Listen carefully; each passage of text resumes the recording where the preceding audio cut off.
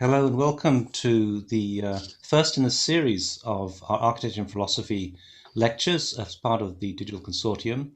For those of you who weren't here yesterday to hear Slavoj Žižek, what we are doing here is setting up a platform whereby we can share knowledge worldwide. The thesis behind this is it no longer makes much sense in a world where we can meet online to have a single professor in a single classroom talking to a single group of students. We might as well share resources. This is also, in our eyes, a way of sharing things in other ways. In other words, to try and share free ideas around the world. The concept that somehow that education should only be the province of the wealthy. Our philosophy is that no longer makes sense. For us, education is a right, human right, and not the province of the wealthy. So this is part of a series of initiatives. We also have a parallel series of lectures which are going on approximately 12-hour difference, the Hitchhiker's Guide to Artificial Intelligence. And also this will be followed by a series of lectures curated by Professor Philip Yan of Tongji University. So today I have the great honor of welcoming someone that I not only consider a good friend, but also whom I respect enormously, Sanford Kwinter. If there's anyone within the architectural community who could possibly follow Slavoj Žižek, it's Sanford. Sanford, of course, is a colleague of his at the graduate school as well, but somebody who over the years has stood out as being a kind of the figure who really maintains a certain sort of standard of intellectual rigor, not so often found within an architectural community. Sanford himself is not an architect by training. He did a PhD, undertook his PhD in comparative literature, and he spent some time in Paris studying under Michel Foucault. Sanford is from Canada. The irony here, I always think, is in the States, where most of our theorists are actually from outside. Tomorrow we have Manuel Delander, of course, who comes from Mexico. Then one can think about people like Mark Wigley, who is from New Zealand. And indeed, many of our theorists are from outside. But Sanford stands apart as someone who really brings together that incredibly impressive intellectual artillery of his background in comparative literature and invigorates the field in a novel way. I was checking up some of his books. I Googled him earlier on, and he's described as a Canadian writer, which is interesting. Sanford is somebody who has a kind of an interesting relationship to writing. He does write beautifully, and in a number of particular books, that he has written. In particular, I want to draw attention to Architectures of Time. But most of all, I think Sanford is someone who is really a kind of intellectual provocateur, somebody who really works with ideas, who works in a very kind of extemporizing manner, provoking and challenging and stimulating in novel ways. So today, it is really a huge pleasure to be able to kick off this series with Sanford Kwinter, and we will have these sessions every single day for the next 5 days. I'll announce the lineup at the end, but first of all, I just would like to welcome Sanford. Sanford, it's wonderful to have you here. Well, it's wonderful to be here, and thank you very much, Neil. I always forget about my Canadian origins. But I want you to know, I don't deny them in any way. I'm not really hugely fond in many ways of the Canada that I left, but when I hear it invoked in an introduction, I sometimes feel very recognized in a certain way, and with a need also to remind both myself and others that Canada actually has an independent intellectual tradition. And it is one that is not widely known, not even among Canadians, but which represents, in my opinion, the deepest reflection on technology that has been produced, I would say, certainly in the Anglo-Saxon world, but I would actually go further. I would say even in the Western modernist tradition.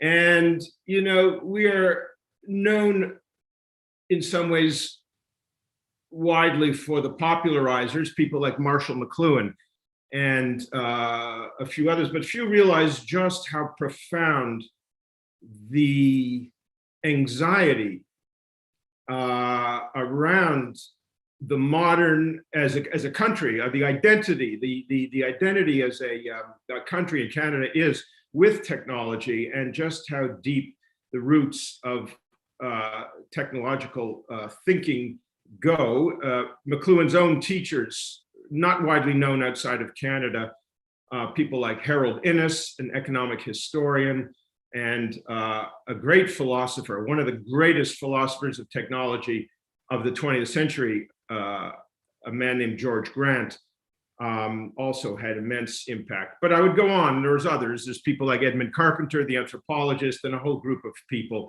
that provided a foundation for a completely different way of thinking about technology, and which is uniquely Canadian, but can be, I experience it in a particular way. I say that because I had no plans to begin today's talk, but with respects to the provocation question that Neil brings up, I realize that I do feel committed to proceeding. Oh my, just a moment, turn my phone off.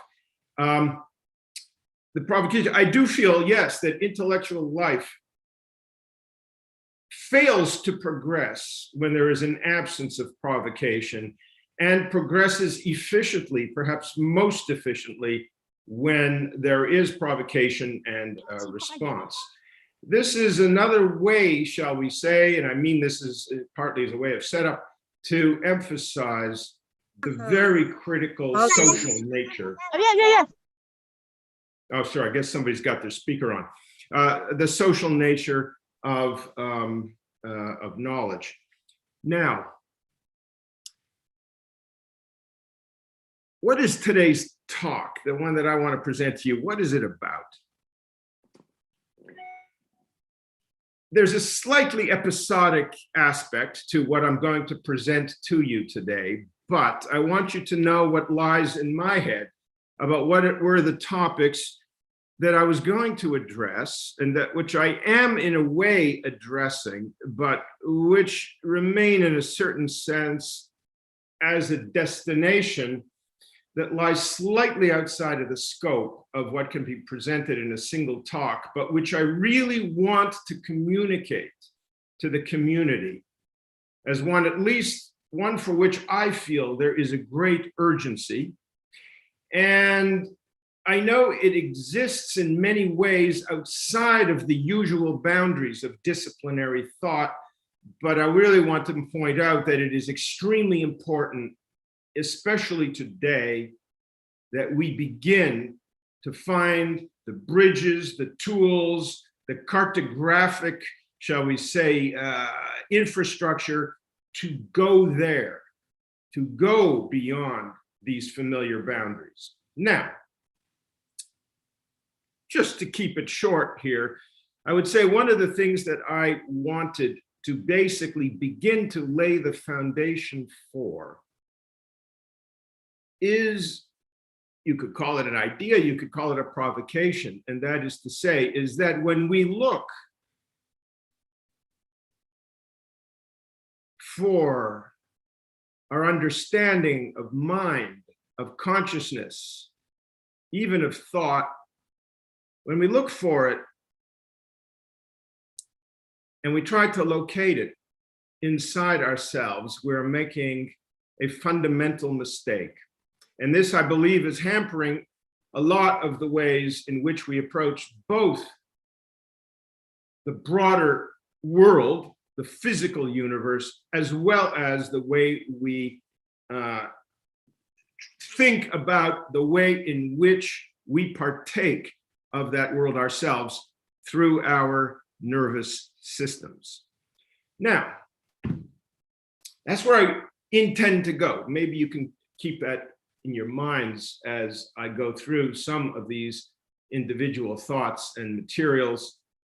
What I want to start with, however, is something that I found last night, which caused a real act, I'm going to use this word, I'll explain it, of anamnesis in me.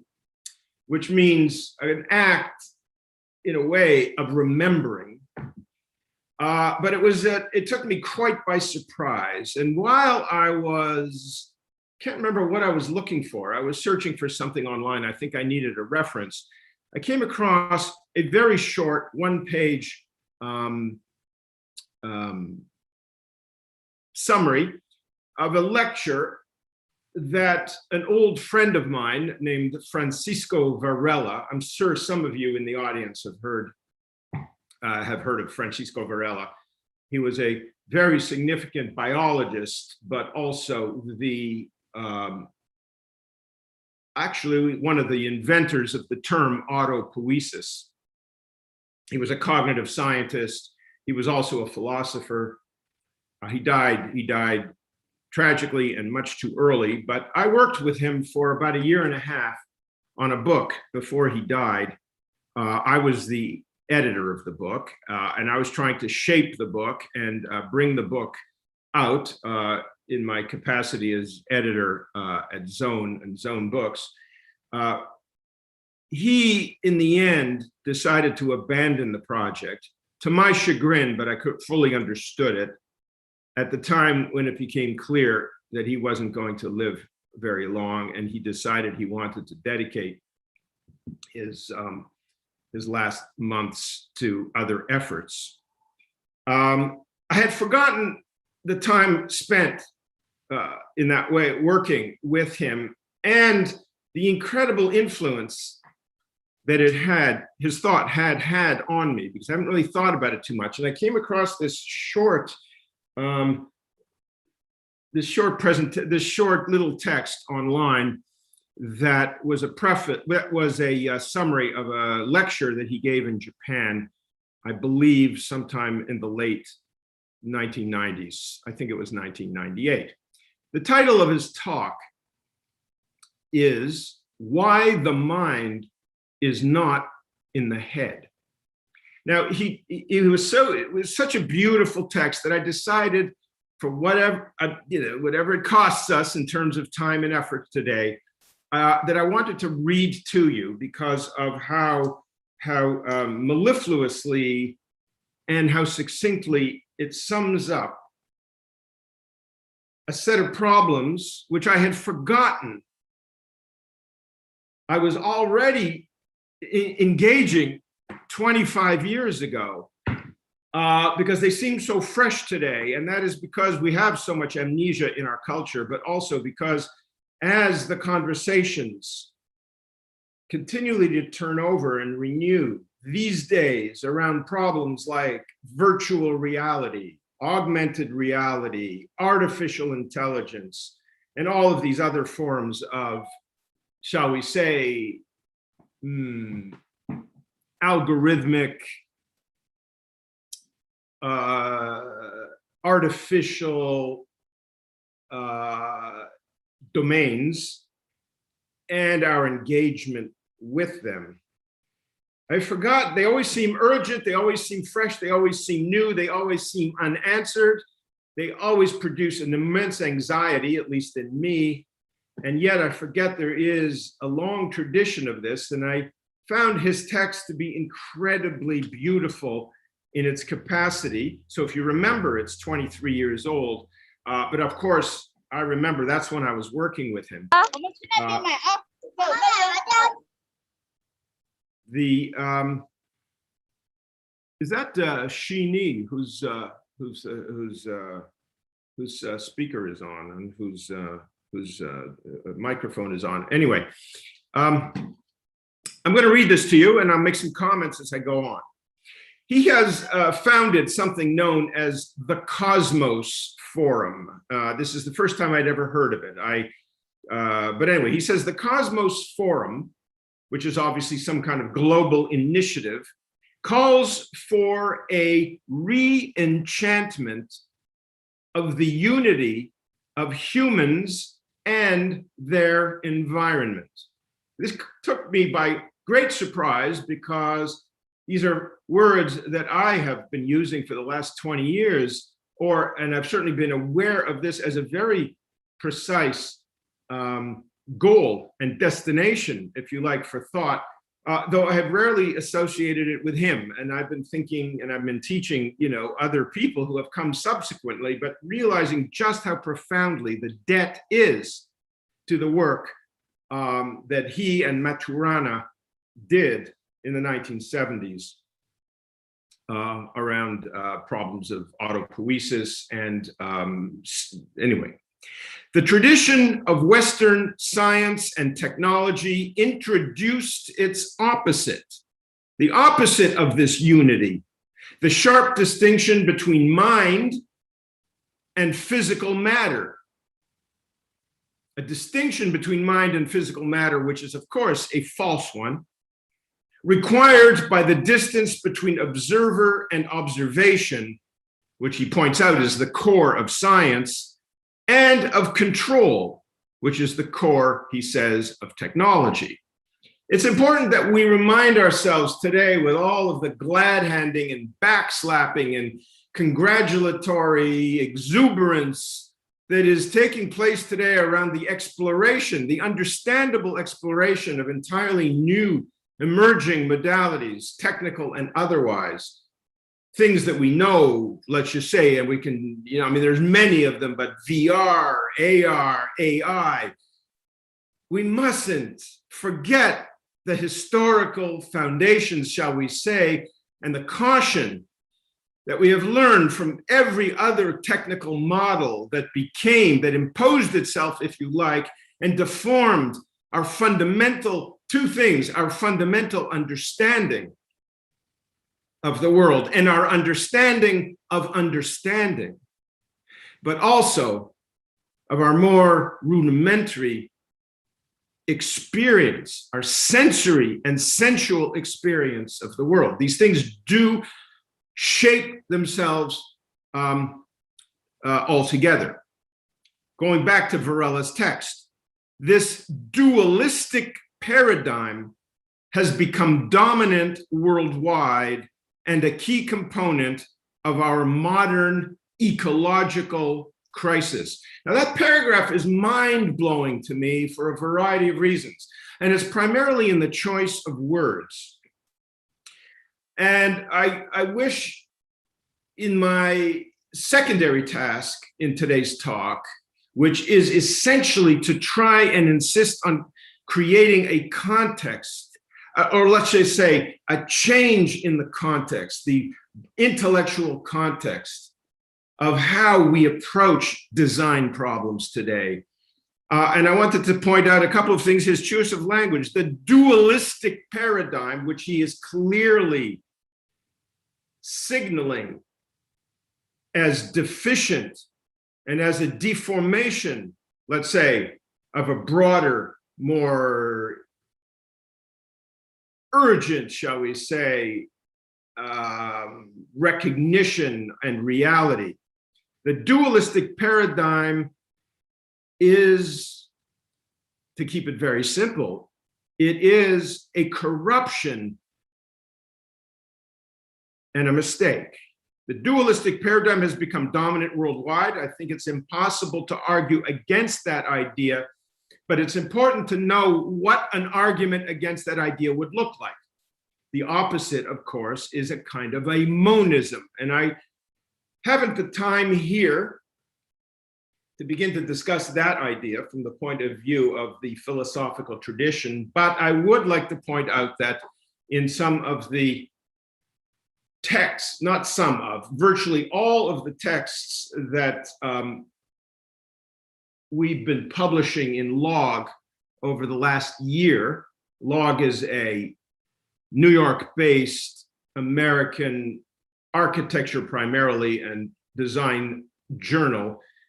We've been publishing a number of texts.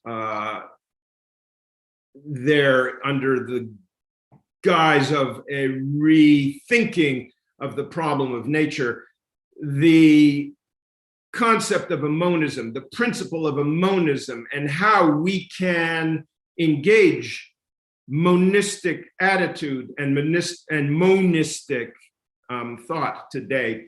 It has been fairly elaborately presented, and we invoke we treat the work of a variety of philosophers from Spinoza to Whitehead to Simondon and others in this. So to go back to this, he says, and a key component of our modern ecological crisis. I think it is critical, and I think it is something that I absolutely expect to see today, but I'm a bit surprised to have seen this already stated in those terms in 1998 by Varela, and that is to say, the problem of mind as the core of the ecological problem, and to be understood in every possible way. But of course, when we talk about an ecological crisis, we know we're talking about primarily, we're talking about the transformation of climate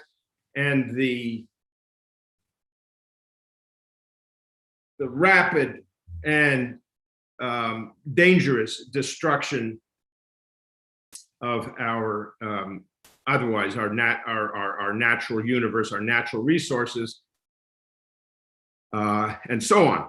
My lecture, this is not mine, this is Varela speaking. My lecture will examine a growing trend that may contribute to help beyond this mind-body human-environment split. Of course, the idea here already is the idea of, and I'll use the terminology that is common today, but which is probably not fully usable later, healing this schism, this split. This trend takes its roots from scientific research itself, since modern science has recently taken as its own object of study, the study of mind itself.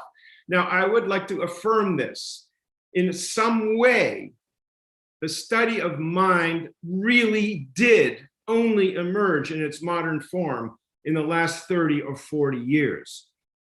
And that deserves to be recognized as a major moment, shall we say, as a major transformation, which design and design thinking needs to, shall we say, take account of. Has recently taken its own object study of the mind itself, the cognitive and brain sciences, and the science and technology of cognition. And in that, of course, he's talking about all of the artificial forms of cognition, which have become dominant aspects. Everything, frankly, and he wouldn't include it this way, everything from the invention of search 30 years ago. And when I say search, of course, I'm talking about the search engine, or these things are absolute. These things are critical, shall we say, arrivals, if you like, on the scene, shall we say, of what needs to be taken into account, and that's to say, which need to be isolated as problems for thought and for design. Okay, when they're undergoing a revolution today, is what Varela says. It is necessary to distinguish two steps in the evolution of the science and technology of cognition. In a first stage, Varela argues, between 1950 and 1970, they were based on the traditional mind-body split. That's something, of course, we often recognize as something that goes way back to Descartes, and adopted the notion of cognition as some form of computational mechanism, i.e., the mind is the software and the brain the hardware. These are extremely primitive ways of thinking, and even those who deny that this way of thinking is operative in their work are almost always guilty of deploying these things at a, shall we say, at a sub-threshold level. The basic tenet here is that all cognitive functions are, in the end, a set of rules handling symbolic entities that represent correctly items in the world. This is the engineer's approach, if you like, to the problem, shall we say, the problem of consciousness, the problem of perception, the problem of knowledge, and so forth. It is the design problem. And it is, I would say, one of the real shortcomings of the discourses that are currently being entertained and cultivated in the design world's engagement, if you like, with these emerging techniques and sciences. This computationalist doctrine was dominant for many years, and it is still the common sense in the large public. From this point of view, the mind is necessarily in the head and is largely representational machinery for control and action. I'm not going to elaborate on that too much, except anyone who has been following a lot of the work in digital futures will certainly recognize this as an explicit and often, and maybe even more often, implicit aspect of the fundamental approach to these problems. And it is one very simply, which I will argue, needs to change. Back to Varela. But in the last 15 years, and remember he's writing this in 1998, the last 15 years have witnessed the ascent of an alternative view, that of embodied or inactive cognition. Now, the book I was doing with Varela was on the inactionist theory of cognition. And it was a beautiful summary of the history of inactionist thought. And actually, the best, at that time, the best summary of the cognitive sciences that I had ever seen or ever read anywhere. Now, what we didn't know in the late 90s was how the massive shift, and especially in the design fields, would be, and also obviously in art and across culture, both in the technological realm, that's to say, the incredibly rapid development of AI and of virtual reality modalities. We couldn't possibly have known that, nor could we have imagined how quickly it would make a claim to being the center, shall we say, of our economic, ultimately of our economic and technical life. Back to Varela. This new wave arose because the computationalist doctrine failed to account even for the most elementary coping with the world. A strange phrase, but a beautiful one, which maybe I'll get a chance to reenact, but coping with the world, engaging the world. There's a funky relationship.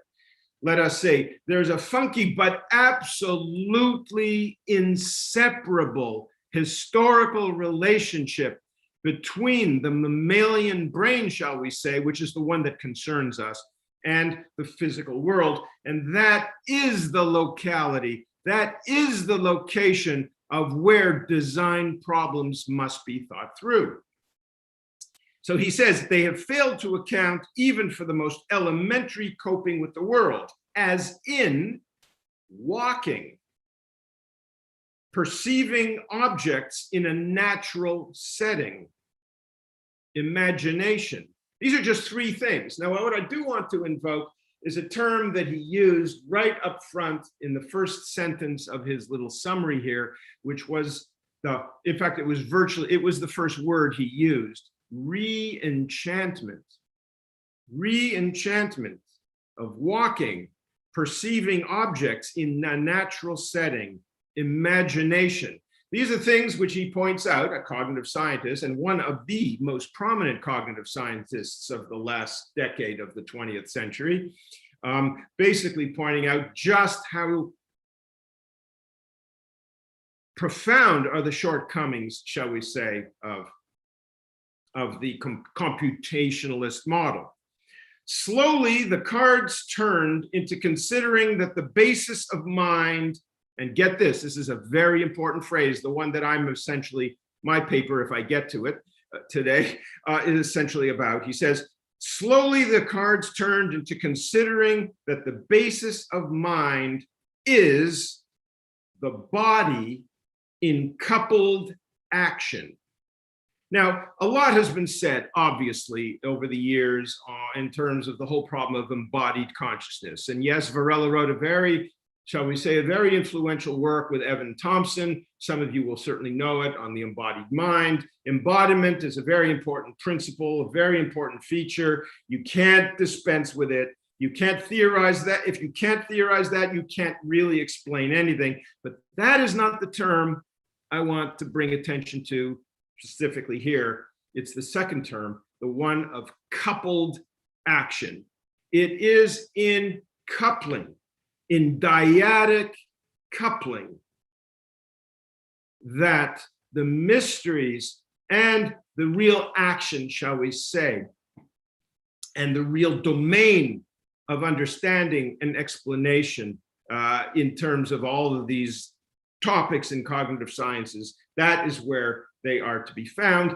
That is what requires, shall we say, theorization and explanation. He says body in coupled action, that is, he says, the sensory motor circuits establish the organism as viable in situated contexts. Now, because Varela is also a philosopher, and in those last years, Varela had moved, by the way, he did his doctorate at Harvard. He did go back to Chile for a while, where he worked with Humberto Maturana. They founded what was known as the Santiago School of Biological Thought and of Cognitive Science. He later went to Paris, and in his last decade or so, he was teaching in Paris. He was not only teaching cognitive sciences, but he was also doing a fairly well-known seminar in philosophy. And I would say that one of the principal philosophers that he was teaching in those days was Merleau-Ponty. I bring that up because this stuff is not typically in my awareness going to be mentioned by all that many theorists today. But I would say, with all of the allergies, with all of the knee-jerk reactions, with all of the, shall we say, all of, just let's say, the inherited rejection of phenomenology, I would like, in fact, to make a plea for a certain relaxation, shall we say, of the aversion, at least enough to allow us to separate the corrupted, shall we say, history and tradition of the way phenomenology was in its most diminished and simplistic form deployed almost mindlessly at times in architecture, and a plea to at least partly reconsider what was, shall we say, rejected, what, shall we say, the baby that was rejected with the bathwater back in the 1960s and 70s, when phenomenology was forcibly excluded as a tradition in design theory. What we lost, of course, were a couple of things. One was a capacity to engage with temporal phenomena, and secondly, with the problems of experience, and that's to say the constitution of reality, rather than becoming the creative constitution of reality, rather than continuing to be imprisoned, if you like, in the realist school. And I know I get into dangerous territory when I invoke realism, because in fact I am a realist in certain ways, at least. But in the realist school, shall we say, that sees the world as something that exists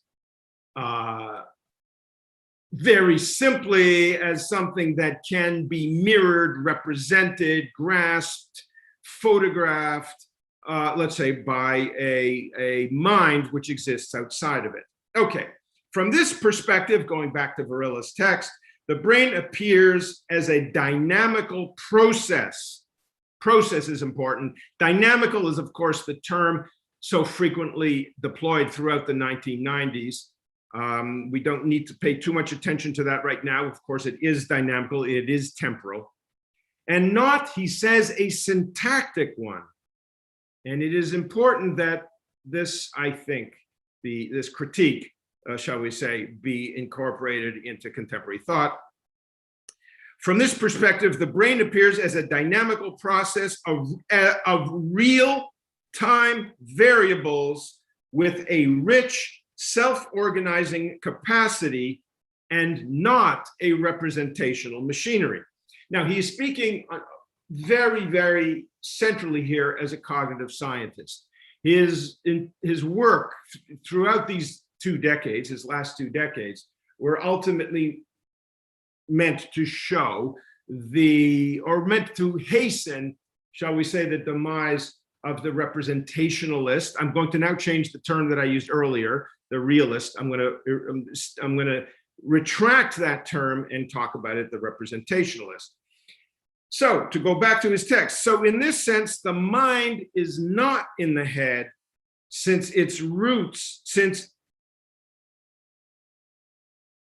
has its roots in the body as a whole, and also in the extended environment where the organism finds itself.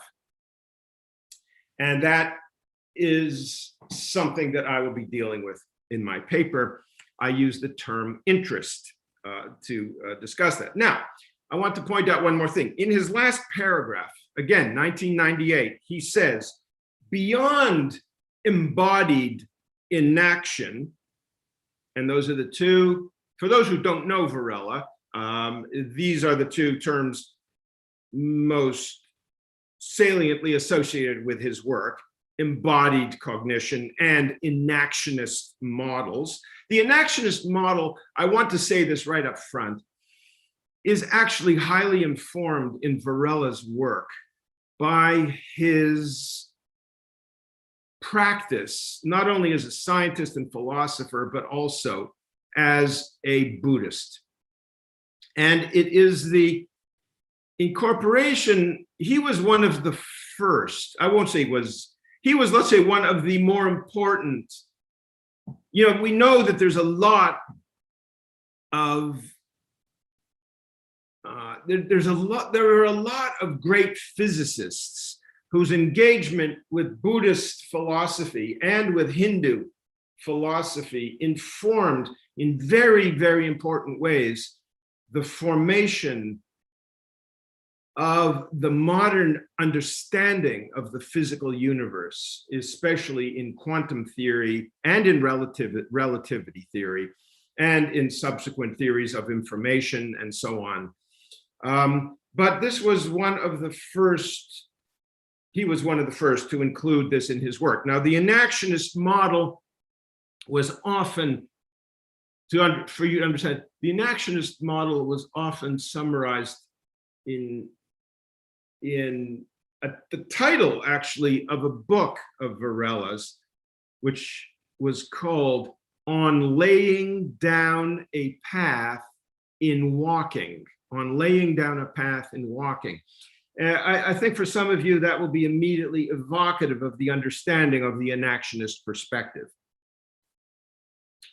which essentially has to do with the creative aspect, the naturally creative aspect, the non-controversial creative aspect, shall we say, of cognition. Now, the reason I say that, I have to say this, I'm going to jump ahead. I can't never control myself in a sense when I don't stick to a text, is that if any of you have been watching, listening to these extraordinary conversations that Neil has been putting together, but also other ones on places like Clubhouse and other places, one will certainly be aware of the so-called hallucination hypothesis that has been, I think, excessively and in some ways senselessly and mindlessly promulgated by Anil Seth, whose scientific career seems to have taken a very strong TED Talk turn. in recent years. The idea, of course, of presenting reality and perception as a controlled hallucination strikes me as a very impoverished way of saying something far more important, far deeper, shall we say, and far less controversial or problematic. And this is to say that cognition is simply creative. This has actually been said as early as the early 20th century. We find it everywhere. We find it in the early work of the early neurologists. We find it in the philosophy that was coming out of Germany in the early 20th century. We find it out of the physiological studies that came out of the late 19th century. It's pretty much everywhere. However, we frankly do not find it, I do not find it very frequently among the great advertisers of the today of neuroscience, neurobiology, and cognitive thought. So in many ways, we owe to Varela the, shall we say, the rendering rigorous and deeply acceptable, if you like, this worldview as a informer, shall we say, of our understanding within the field of cognitive science. Now, I want to go back to this important point because something came up a couple of weeks ago, and I will probably refer to it in my paper. Beyond embodied cognition, recent work with young children and monkeys, and in his little text here, he says since 1995, though I think it goes back earlier than that. I'm not sure what he's referring to. It's probably in the paper, which I was not able to find online. He says, recent work with young children and monkeys has rediscovered the profound importance of the coupling with other conspecifics.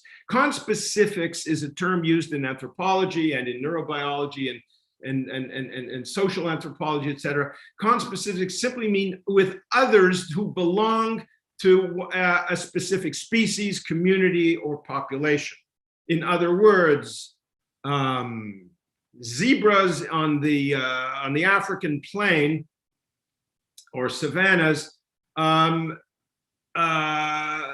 conspecific to other zebras. Even though each zebra is different, they are conspecific with one another. That's to say, their interactions are also highly determined and controlled for by evolutionary processes, which is to say that there is already statable a concept of a pan or transpersonal, shall we say, form of cognition. I'm always amazed when I'm walking my dog, who weighs about 4.5 pounds, walking down the street, and we walk by a Saint Bernard who weighs 240 pounds and who is at least, I don't know what, maybe 200 times larger than my dog.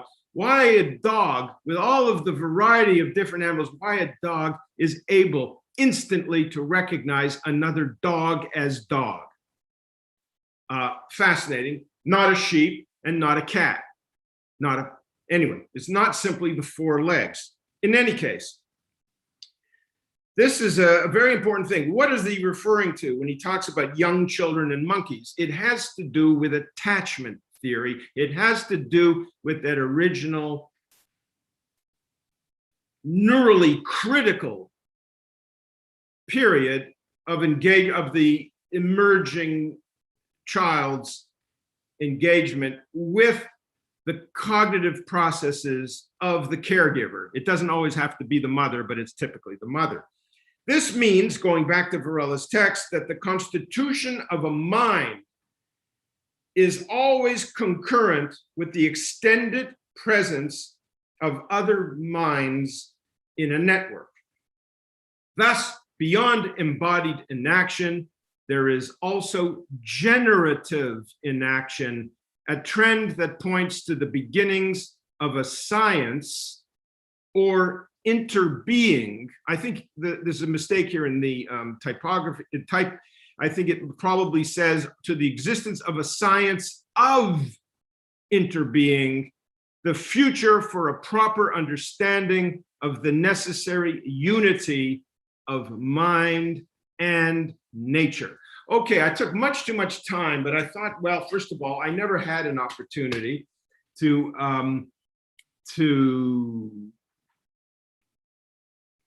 what would the word be here, to recognize Varela in any public way for the importance of his work.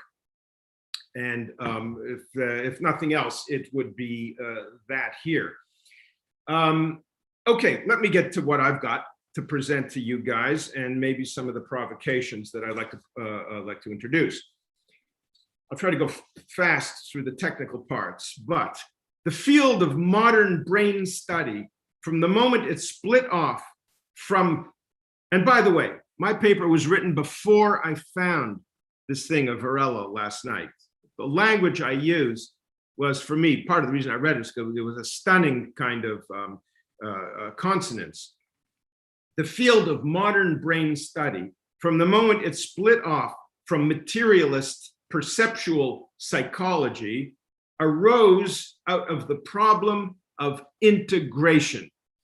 I'm going to say it again, integration. If I had a PowerPoint, that would be the first point, the first word that I would throw up on a screen, and I would throw it up alone on the screen so that it would engrave itself in the mind. Integration. See at Charles Sherrington's 1906 masterwork was in fact entitled The Integrative Action of the Nervous System. When I say his 1906 masterwork, this is the work that is very almost universally seen as the birth of modern neurology, the birth of the modern science of brain and mind.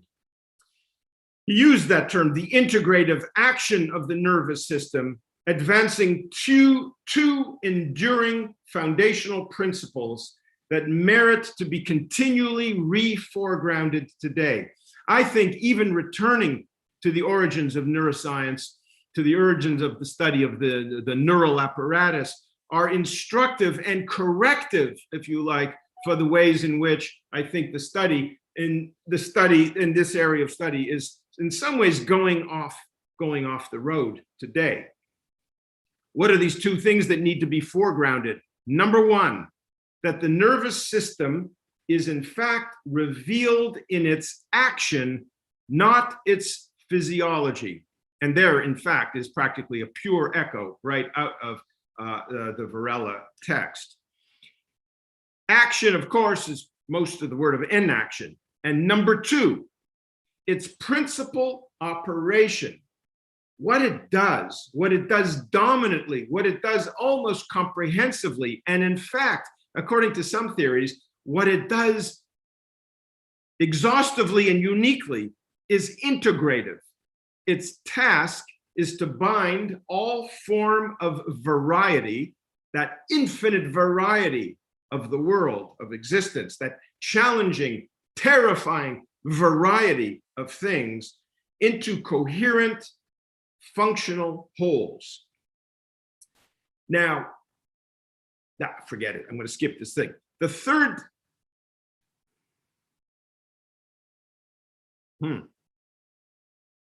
Okay, let me skip ahead. I'm going to say that not only am I invoking here, and I should probably do this, not only am I invoking Sherrington's founding work in neurobiology, but also a very important work by Kurt Goldstein, one of the greatest neurologists of the 20s, 30s, and 40s,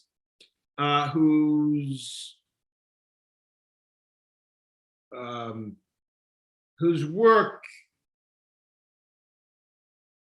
argued for, well, let me think about exactly what I was trying to say here. His foregrounding of the principle of integration was a key shaper, if you like, of all of the work in neurobiology which ensued, largely studying human cognition, human perception, and so forth, from the aspect of pathological phenomena, which is to say, he studied cases, people, of course, whose brains had been rather seriously damaged, because what he showed was that every brain which was in any way compromised always sought and achieved a new organization, a new integration, where it became something different than its original status, where based on the resources that remained and that were available to it.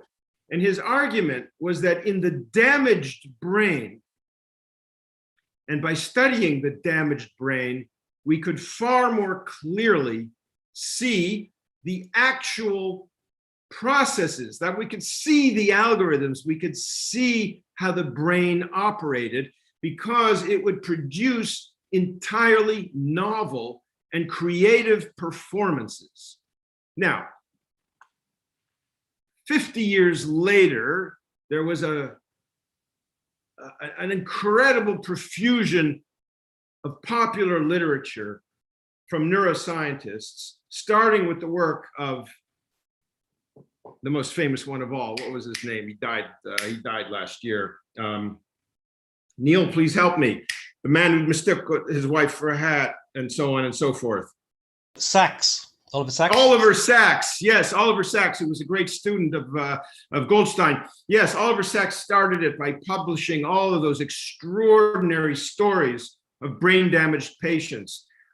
Anyways, the point here is simply that it was widely recognized that the creative capacities of the brain, that's to say, the patient has two choices in any case of neural damage.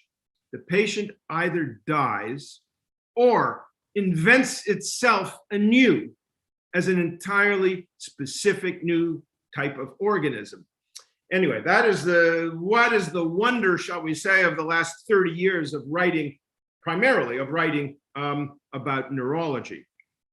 Okay, the integrative principle remains universal even today. It refers to how the brain connects and organizes across two principal domains. It unifies disparate streams of sensory processing within the organism itself, say color, shape, and the location of something in the world. In other words, I mean, this is used in classical neurobiology. And I mean by classical, I'm talking about contemporary classical neurobiology. How do we know when we look at something, say a bottle of water, how do we know that the contour of the bottle and the color of the bottle, how do we know to associate them both with the same interpretation of the same object outside of ourselves? So this is known as binding. And anyways, that's one of the things. It unifies disparate, different streams of sensory processing into a single efficient percept. In other words, it makes it possible for us unproblematically to grab the water and use it. And secondly, it connects the organism to the world beyond in a primordial and perpetual way through what I call the cognitive environmental circuit, by which each system, and I'm going to call them here for simplicity, self and world, as if they were distinct and separate, in a kind of deference to, forget about it, I'm just going to call it that, never mind why, ultimately undergoes continuous sympathetic modification by the other. The argument here, I've skipped something, so maybe it wasn't clear, is that this thing that we will provisionally call self and world, if they are, at least conceptually for a moment, positable as distinct entities, they are in a continual process of mutual modification. I'm not going to have much time to do this, so I'm going to invoke the work of Bruce Wexler, formerly of Yale, cognitive scientist, whose work on brain and culture, a book called Brain and Culture, and he wrote, I would have to say, probably the single most magnificent summary essay on on contemporary neurobiology in, of all places, an anthology on architecture, which is Warren Neidick and Barbara Hauptmann's tome called Cognitive Architecture. I invoke that for you guys because, you know, that book I thought was going to revolutionize design thinking, and it's been a good 15, 12 years at least that it's been out. Hasn't done so, but it has. Among the things that are perhaps not so great, it has an amazing amount of remarkable stuff. But it would be worth it alone for that incredible essay by Bruce Wexler, in which he demonstrates, by going through all of the pertinent developments in neurobiology of the last 35 years, to actually prove the case that there can be no human, shall we say, or hominid, there can be no brain without a world, and there can be no world without a brain. And that's to say that the world is continually changing, and the brain is adapted precisely to continually physically coast with, engage in a handshake with that very brain. Another way, shall we say, a post-Varelian, post-Santiago school way of understanding what came to be referred to by at least 2 generations of thinkers as autopoiesis. I think we can go beyond the autopoiesis idea. I think we need to go beyond it. However, it means we're simply enriching it, and we're simply giving it more nuance. Okay, where the hell am I now? The structural modification of the organism by the physical world, the sculpting is the term that one uses in neuroscience, happens across a variety of time frames. And this is a very critical idea. A very critical idea. I was a bit shocked, to tell you, never mind. You know what? You don't need my gloss. Let me try and get through my paper. At the slower end of the spectrum, it refers to how environmental niches shape populations and species across generations through Darwinian selection and pressure. This is what is known as adaptation, which is to say basically that a species or any group of population is shaped over long periods of time in order to, and the word that Darwin used is to fit. That's what fitness is, to fit like a beautiful handshake, an almost perfect handshake with its environment, with its environmental conditions. And at the faster end, okay, we're not talking about eons, the thousands of years that it takes to design an organism or a population or a social system. At the faster end, and predominantly in humans, for reasons which I have to tell you to go to Wexler if you want to understand, predominantly in humans, it shapes brain structure and behavioral patterns through the principle of what I hope most of you have heard of by now, of neural plasticity. Plasticity, I suppose, should be the second word that I would put up in a PowerPoint. You've seen the first one, which is integration. The second one is plasticity. These are critical stepping stones, if you like, to being able to catch up, let's say, or to keep up with what the foundational principles are in thinking in contemporary neuroscience. Now, when I say predominantly in humans, I'm just going to give you one sense of what that's all about. Humans are the only species that spend huge portions of their developmental life, that's to say, of their embryonic stage of development, outside of the womb, in the world itself. Now, that's a very, very central point in the general understanding, which is to say the human brain, unlike virtually any other brain in the existing world. That's to say, without any, different from any other system of intelligence. And I want to invoke all forms of intelligence. That's to say, the intelligence, shall we say, of forests, of which there's an explosion, shall we say, of books happening today, but also the ways in which the term intelligence is being, is the right word here, co-opted or engaged, let's say, through technological studies and through technological developments such as AI and others.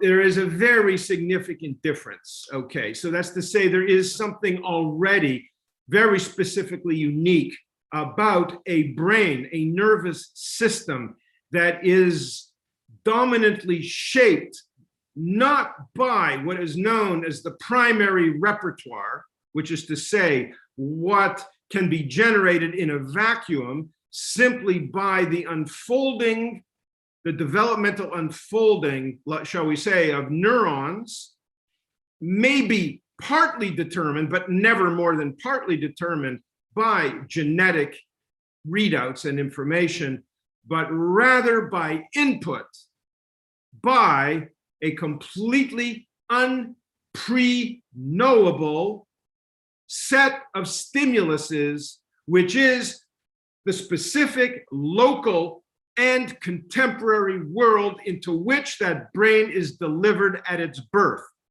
Simply to say, for all kinds of wonderful reasons, primarily the human brain is going to be far too large to pass through the birth canal. Hence, it is absolutely obliged to be born premature. And the brain is then, shall we say, in a very, very specific and privileged manner, patterned on the external world and no longer by the happenstance of the primary repertoire. What is the repertoire, in fact, referred to? It's called the secondary repertoire. This is a very important idea. I'm not going to go into it much today. I'm not going to go into it at all today, merely to point out that these are among the algorithmic processes which fail to be properly accounted for in current, to use Varela's term, what was his term? In current science and technology of cognition. This is one of the profound shortcomings, and it is one that we as designers must not fall into. I realize I'm only going to get through, again, I tried to give a paper very similar to this one a couple of weeks ago at a neuroscience and art conference in Frankfurt. And some of my heroes, frankly, some of the most incredible neuroscientists I know of were at this conference. And I could barely get through it. It's basically because, first of all, I have no discipline, but also because when I feel an incredible urgency to make my case, if you like, to designers, including to Neil, who's sitting right opposite me, who in fact at times, shall we say, at times engages in great enthusiasms for emerging thoughts, ideas, and developments, even though he always keeps his right hand available for a critique. I feel that he doesn't always impart that important measure to the audiences that he engages. At any rate, that's a personal provocation, but it is intended, in fact, to be a provocation to the entire field, the entire discipline, because there really, frankly, are not a great deal of thinkers, theorists, etc., who are actually putting these ideas into a challengeable forum. And that's where I feel I am today. So at the faster end, and predominantly in humans, it shapes brain structure and behavioral process patterns through the principle of neuroplasticity. The first, the slower Darwinian one, is conventionally described as a phylogenetic process. That's to say, the invention of the shaping and the creation of the phylum, of the type, where new features are generated and distributed across a group or a species.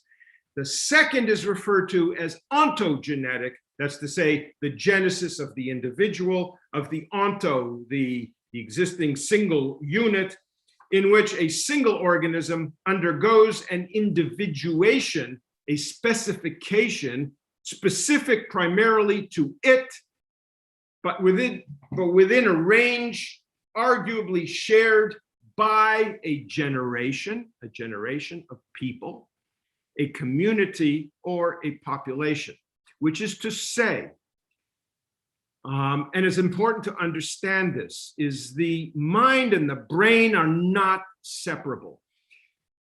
The mind and the body are not separable. The brain and the body are not separable. This is something that's been insisted on now for over 100 years in cognitive sciences and in neuroscience. And yet it is not taken into proper account, I believe, in philosophy. Now, what I want to say here, of course, is that this creates semantic universes, or shall we say semantic sets, semantic aggregates, in which it is absolutely true. Every individual is absolutely unique. Sorry about that. Absolutely unique, and partly because of the primary, what is it called? The primary repertoire, which is to say all of the accidents, because there's a lot of randomness that takes place when neurons are generated and when the connections between neurons are generated. I want to give you one example, and that is this.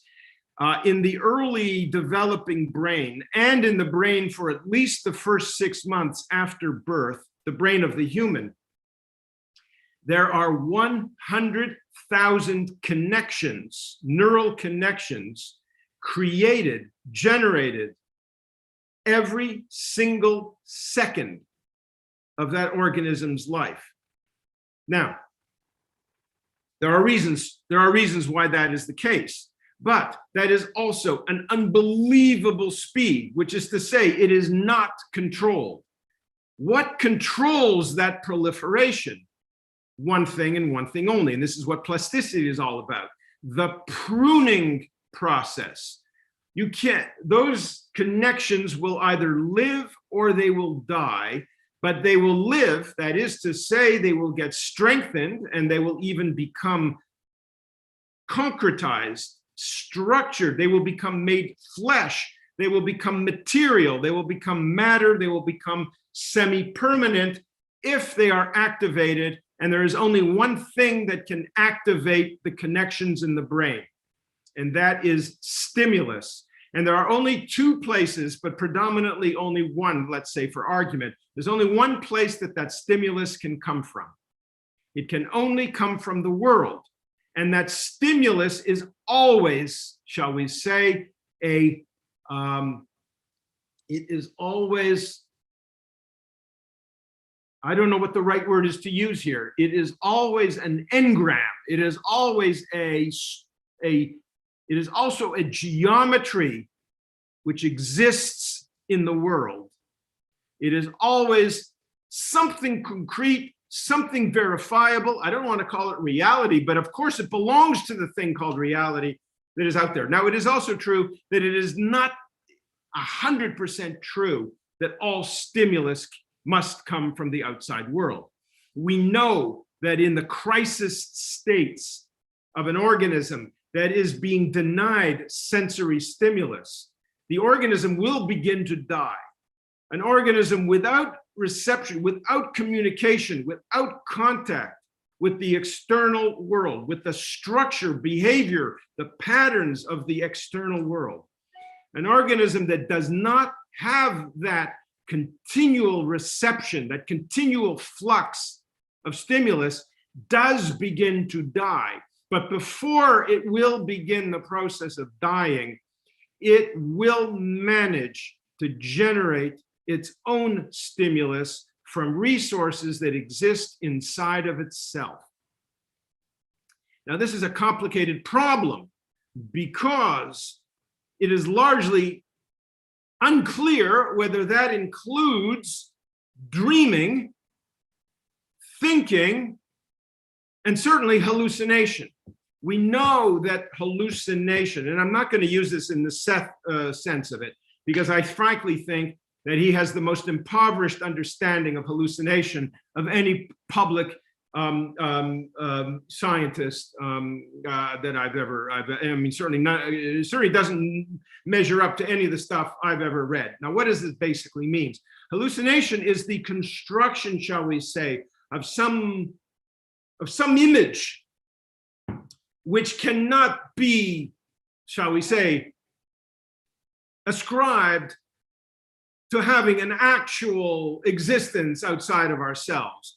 However, I think that whole model is mistaken, but it is also to say, though, that the brain will generate massive amounts of, I'm going to have to say it will generate imagery. There are a lot of experiments any one of you can do. One of the most famous experiments is the I can't remember what it's called right now, but it's you cut a ping pong ball in half. So what you get is these two vague white light reflecting translucent domes. You put them over your eyes and you open your eyes. So your eyes are open, but they receive no visual stimulus, nothing but a vague emanation of light with absolutely no distinct features. You turn a radio in the old-fashioned days, in the old days, you turn a radio on to interstation noise, that static noise, sometimes called pink noise, sometimes called brown noise, depending on what its structure is, but it has no discernible features. When you give an aural and a visual sort of input to the brain, in which the brain can find, can discover, can extract no salient features, no form, the brain will begin almost instantaneously, and in at least 80% of subjects, it will begin to produce its own insane hallucinations of imagery. It is a wonderful thing, but I argue it is nothing but a kind of hypertrophy of a natural, absolutely natural, the primordial natural process of an integrative metabolic process, which I will describe, I hope, later in this paper, of what the brain does, okay? Of what the nervous system does, of what living matter necessarily and forcibly does. And I'll try to explain philosophically, but very simply, what the reasons are for that. I see that, I'm going to realize I'm running out of time already. I see that as the primordial fact from which the so-called, I'm here going to be very arrogant, I'm going to get myself into big ass trouble because I know this is being recorded, the so-called hard problem of consciousness that has been so bizarrely, in my opinion, recognized. The phrase is that of David Chalmers, who I understand was actually going to be part of some series that Neil was doing and may one day again be. This idea of the hard problem, which you will see almost everybody refers to it, sometimes with derision, sometimes not. But I think it is entirely mistaken in how it is being. The hard problem of consciousness is not a philosophical problem, I argue. It is actually a biological problem, which is to say it is a problem of living matter. It is really a kind of, it is much more of an ontological or an onto-epistemological problem, but not in the philosophical sense, actually in the practical, I would say, biological sense, in which I would say that there is this mysterious thing that we say that we call life, or this mysterious ongoing metabolic process, shall we say. That's to say, to quote Bergson, the universe is creative, and it is the creativeness of the universe, which in many ways you could say is the hard problem, which is to say, why is there something rather than nothing? Why does the universe endlessly produce form? Why does it endlessly innovate And that's to say, also producing greater and greater complexity, but also continually degrading, and also, in a certain sense, evacuating and undoing a lot of the forms that are created. This is the universal algorithmic problem, let's say. And I believe that the mistake is to have separated mind and to give mind its own philosophical, let's call it, its own philosophical department in the universities, and also to allow logicians to deal with this problem. What a catastrophic mistake. Anyway, the point is, people will say, what kind of credentials does Kwinter have to say things like that? Well, I have to say any student of the cognitive sciences who's been paying attention should know what it seems that the philosophers of mind today seem either willingly to ignore or incredibly ham-fisted in their attempts to integrate the so-called findings of some of these things. Anyway, that is principally the position that I want to put forward today. Although I got a lot more stuff that I would like to tell you in terms of very specific formulations, which I think could lead to other research. The reason I'm stopping now, at least temporarily, is to get a sense of where we are in time and what I might still imagine doing in the time we have allotted for us. So if I could ask one of our organizers, I have no idea where we are because I tend to rant. We've had 1 hour and 20 minutes roughly, and we've got 40 minutes to go. So oh my, I can get through it. Okay, I'll try to stick to my paper here. Well, the only thing is, Sanford, it'd be nice to leave some time for questions at the end. Okay, when you said 40, oh wait a minute. We only have 40 minutes to go. Yes. Gotcha. We're about thank God you stopped me. Thank God you stopped me. Give me 1 second here. You know, the thing about Zoom sessions is that I don't believe, well, I no longer believe, well, the Zoom sessions in the last 14 months, within, of course, the great COVID crisis, have certainly accelerated a process in my own mind, but also I think in the world, that that started quite some time ago, but which I find is really important, and that is the modes of social address, the modes of sharing knowledge, which actually Neil invoked earlier. It really has changed everything. And even if we all refuse to submit to a Zoom future, I think it has taught us a great deal. And I think that it has properly transformed the way in which we will share knowledge. And I do believe that the classical lecture, which I already noticed in my teaching in classrooms, in schools, etc., was already beginning to wane. And there are a lot of reasons, not all positive, for why that happens. A lot of it has to do with the structure of attention, behavior, cultural things, relationships to history, and so forth. Anyway, I feel like this is something that's happened, but it does create an informality. It does create a different type of address. It is not one that I've mastered, I can tell you that, although it is one that remains eternally interesting to me as a thing to be continually retested and experimented with. Okay, so I should give myself no more than 10 minutes so we can open it up. And I would try to say, what would I like to present in the spirit of provocation? Oh my God, I got a lot of stuff here.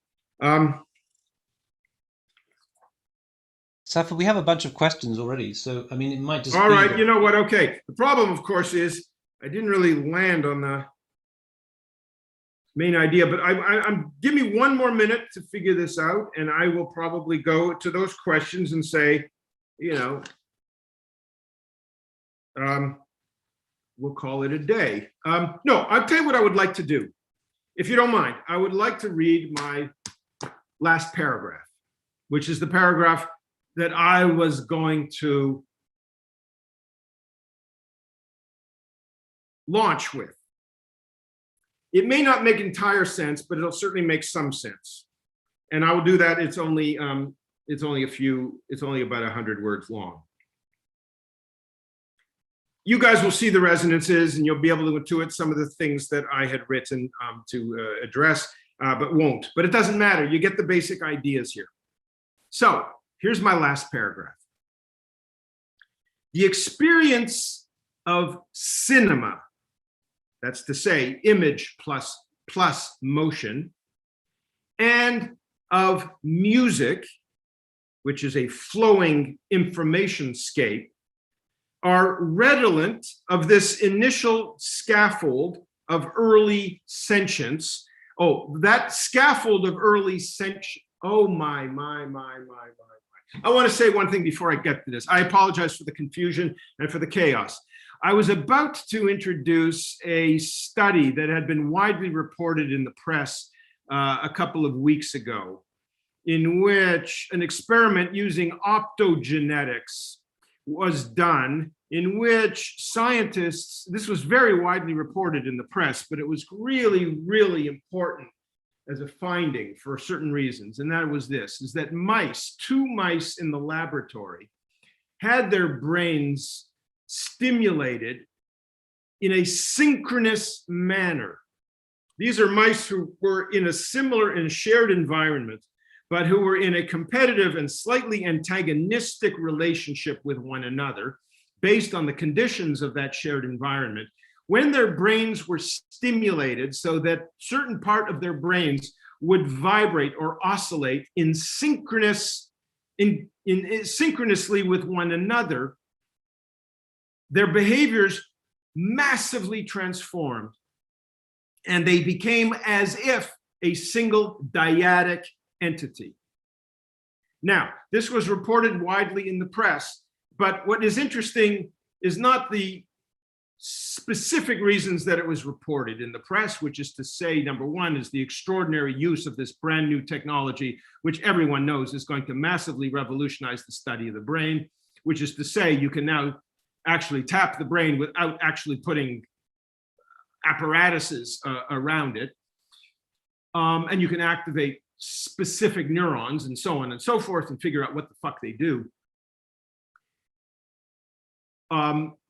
Or the behaviors of synchrony, but rather the shift and sudden attention again to the understanding, the realization that one of the primary features of the mammalian brain, at the very least, is I want to say this in the right way so it makes the biggest impact, is that the brain does not operate in a vacuum. The brain does not the brain is designed to engage and accommodate other brains.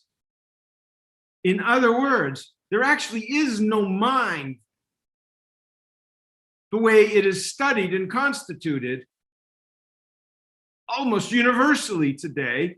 That's to say, the concept of social brains, social VR, okay, we make reference to it. Social AI, okay, we make reference to it. But no, these are essentially still seen as monads in a system of interaction. So anyways, the dyadic or the post-dyadic aspect of the understanding of the neural system is a very important one, which is also to bring attention to the fact that we fail to ask the right questions because we don't place the boundaries on the objects on the thing we're trying to grasp.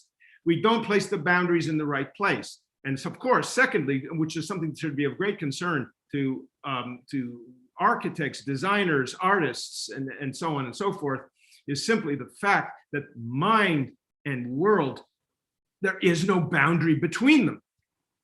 Okay, that was the one first point. So here we go. When I refer now here to that thing about the early sentience, I am talking about the organism still in the womb, long before it has been partitioned long before it has developed what is known as a separate and distinct self or an ego, which is to say, long before the organism has developed the techniques, shall we say, necessary for survival on its own in the world, which is essentially to bifurcate and break itself from its origins, which is really, it came out of the world.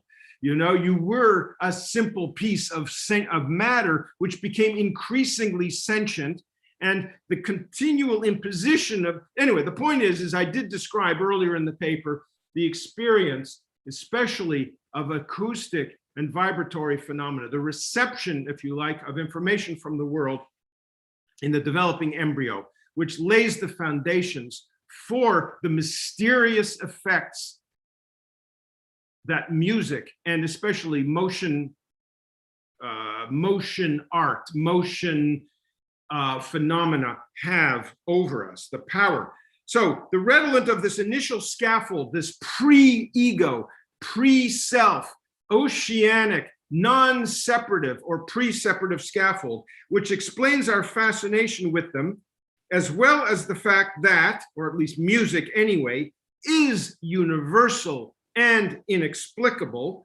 We simply do not know, and we always ask where music comes from. However, the frameless or immersive dimension of virtual reality, particularly and preeminently when it is accompanied by three-dimensional sound, can generate a fully non-ordinary experience. I discussed the non-ordinary experience earlier in the work. Don't worry about it. There's lots of data information on it on the internet.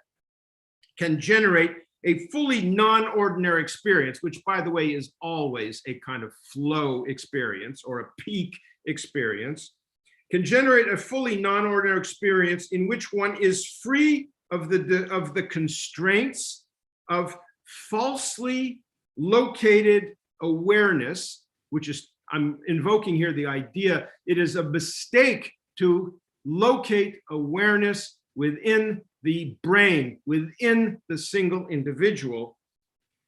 One is freed through music and sometimes through other emotion, other fluid or reological phenomena, constraints of falsely located awareness. And once the tether to the present self, that's to say, the mature self, is broken, the subsequent self-relocations, particularly that are possible with VR, with virtual reality, can certainly give way to an experience of convincing release from a false spiritual, sensory, and aesthetic enclosure that gives way to rare and profound insights, and even a sense of emancipation from spatio-temporal constraints. So usually, like what I'm invoking the elaboration in the paper that I didn't get to fully present of all of these ways, means, all of these examples of non-ordinary experience, how they are anchored in experience that we all share in our ontogenesis, how in fact they can be actually recovered, but also to point out that spatio-temporal constraints and the assumptions that we bring to the table when we think of those things as universal, because they are not, is greatly limited. When this occurs, when there is an emancipation from those false enclosures, there is often a profound, and which I believe VR is uniquely able to generate if properly organized for that effect. When this occurs, there is often a profound feeling that one is at last home, a type of transcendence and ecstasis that Greek philosophy referred to as henosis. Ecstasis is a kind of an ecstatic experience, and which continues to haunt not only philosophy, but more importantly, the entire human encounter with physical reality itself. Now, I hope that last several words actually helps you understand the direction, at the very least, of where this kind of reflection and study would lead one. And when I say that reflection and study, I am also invoking the experimental capacities that have been, shall we say, newly given to us as designers. Thank you very much. Let's take some questions. Thank you, Sanford. That was extraordinary and very rich. I mean, there are a lot of thoughts embedded in there that have provoked a lot of responses. There are a number of questions here. I don't. Maybe I could just kick things off. I guess. I mean, the discussion introducing you as being a kind of from Canada or from a different discipline was in a way slightly deliberate, because I think it's important to have those voices from outside to destabilize the kind of the cozy hegemony, shall we say, within architectural culture. I mean, this was a kind of comment that was made about Oscar Wilde, the fact that he was an outsider as a gay person, heterosexual society, as an Irish person within a kind of British society, gave him a privileged point of view by which to challenge, to see things differently. And I was also struck by Adorno's comment that maybe not being inside architecture, being a music theorist, gave him this special platform from which to critique architecture. And that certainly was the whole purpose behind the collection of essays, Rethinking Architecture, I put together over 20 years ago. The idea that architecture needed to be provoked. It was too cozy. It needed to have these kind of critical tools in to bring in, to destabilize it. So that was kind of like, that was one of the thoughts I had. The second thought I had, and that's really why I appreciate so much your contributions. The other thing is really, in a way, just to go back to that question about the sort of intelligence versus artificial intelligence. In some ways, we'll say the way that I approach things is that if we talk about alterity, I mean, the other has a privileged viewpoint to destabilize things, but in some ways, from a Lacanian perspective, we can never understand the other in any way, right? Zizek would take the point of view, Lacan there can be no sexual relation. We can't possibly understand the other in some ways. So from that perspective, we are still locked inside our own kind of internal kind of world. And it strikes me that to refer back to Zizek again, I mean, one of the most incredible contributions that he's made, I think, by invoking VR, he doesn't talk about VR as VR so much as what VR becomes as a mirror in which we can understand our own reality, and that's, to my mind, is still what AI and all these things contribute. The possibility of causing us to think about our own condition, not because we can never think what it is to be AI, but it can force us to rethink our own position.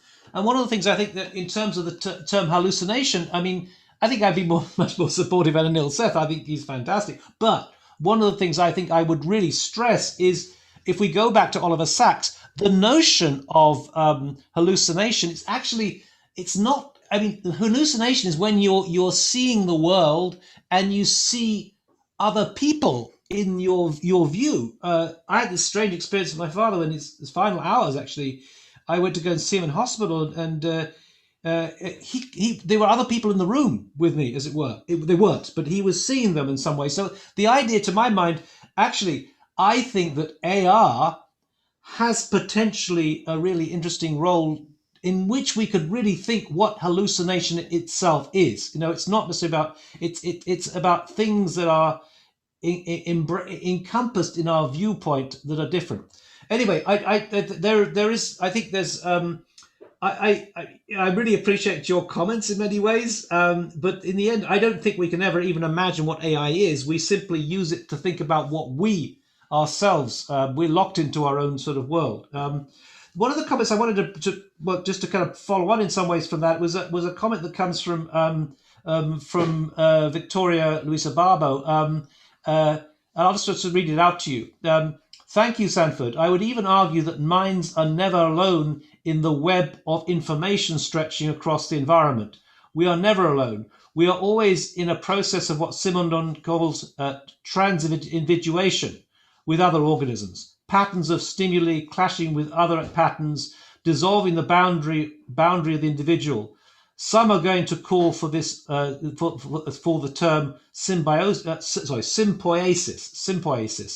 creating Spell creating together. SYN poesis? Yes, yes. Instead of Oh. autopoiesis. I mean, that did strike me actually. I had very much the same thoughts in the sense that kind of like, in a way, the term autopoiesis tends to suggest a kind of rather cozy enclosure. And I was thinking the term heteropoiesis, but sympoiesis would be another one in some ways. Love So it. maybe I could just. Love it.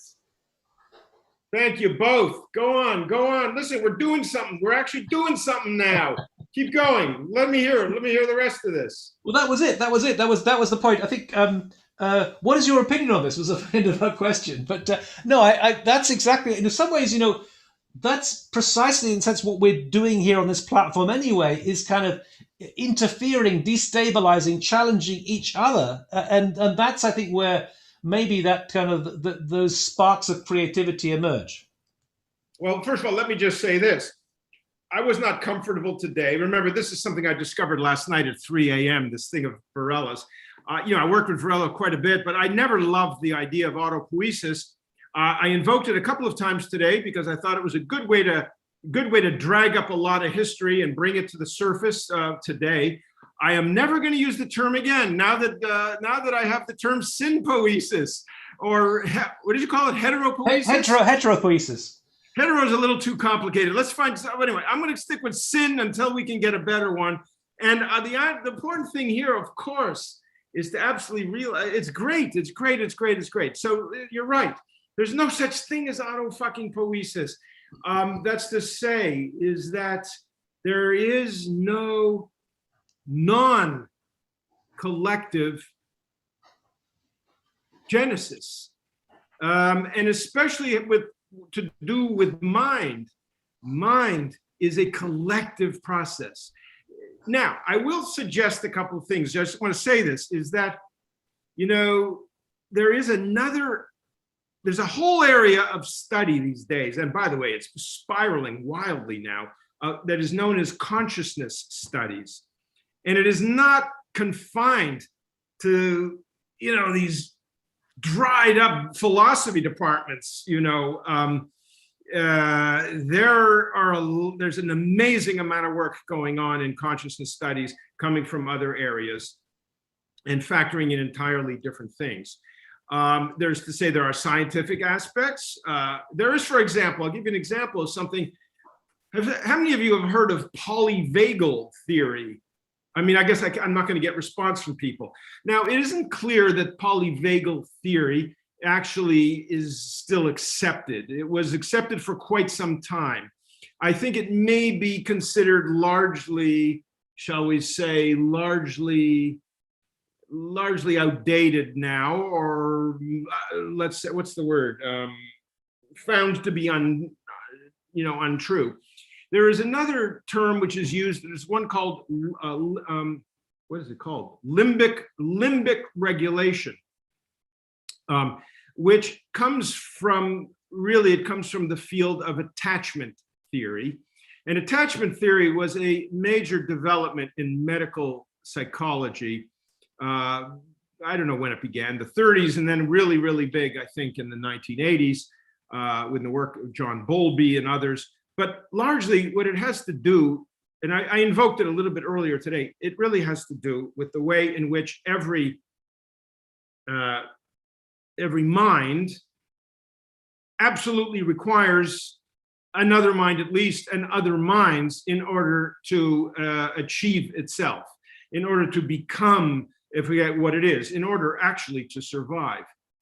Now, limbic theory also suggests that the limbic refers, of course, to the deepest underlying, unformed, shall we say, general and typically emotional, but also very, very highly correlated with physiological processes. Limbic regulation really has to do with the ways in which interactions with others actually affect and control and modulate people, such as two people in a couple or a mother-child dyad. That's to say, and because it can only really be effectively studied in dyadic form, but of course we know there are all these phenomena mass psychology, which what they called it in the 1940s was called mass psychology, but which is to say essentially that internal psychic processes generate psychic processes. They perpetuate. And we don't know how they do it. One could say, what is the material medium across which it happens? Well, today, because we know a lot about, I don't even want to use this term, I hate it, and it was something I critiqued in my paper, this concept of the neural correlate of consciousness. It's not about a neural correlate. It's not at all about that. It's an incredibly impoverished idea, which most of the neurobiological field is looking at these days, the neural correlates of all of these phenomena of mind. What I want to say here is that the literal chemical, neurochemical processes and structure inside the body, what many call body states, are directly modulated and shaped by unconscious but highly present presences and interactions with other limbic systems, with other reptilian brains, if you like. Now, when I say reptilian brain, I'm talking about the triune brain theory. Limbic and reptilian are really the same thing. And what we're talking about here is the multiple levels of mutual modulation and, shall we say, design, the way we are continually designing one another, and so on and so forth. Now, it seems to me it is simply enough to recognize synpoiesis, to say, I just stepped over the threshold into a whole new place, a whole new set of relations to be engaged by design. Just maybe I can invite Marina, who has a question to, I think she's in our front room, so she can ask it directly to ask a question. Marina. Thanks, Neil. Thanks, Sanford. Nice to meet you again. And it was likewise. It was an incredible, fabulous provocation, and I want to continue with the provocation. Just I want to provoke you in certain ways, and I was struck by the fact that you didn't invoke the concept of energy, or at least not explicitly. So to talk about the bridges between mind, body, and actions. So what is the role that energy or energies in motion could play for your provocation? Okay, well, first of all, it's a beautiful question, very beautiful question. So even before I answer it and make a fucking mess out of it, I would like to say, let's just stop here for one moment and say, yes, we must include energy. Okay, so now I'm free to make a mess of it, okay? So first of all, I absolutely agree with this, and I actually did deal with energy in a certain way, but I'm only dealing negatively with it. So one of the theories of mind, which I critiqued in my paper but didn't get to, is what is known as the Bayesian mind, okay? The Bayesian mind, which you can all look up, B-A-Y-E-S-I-A-N, Bayesian mind, which has been updated in recent years, and I mean very recent years, by Carl Friston, who is widely seen to be an unchallengeable authority, wherein frankly, I mean, I think the guy's fascinating, but I certainly don't think he has a proper grasp of thermodynamics. But nonetheless, and I see you nodding your head, you probably know Carl Friston, and you know his principle of the free energy principle. Now, the free energy principle, I'm invoking it simply because I think that all those researchers, all those PhD students out there, they really should, they should have this, they should be familiar with this, and some might wish to study it. There are entire books, and there are a lot of neuroscientists, a lot of researchers have completely bought into the free energy hypothesis.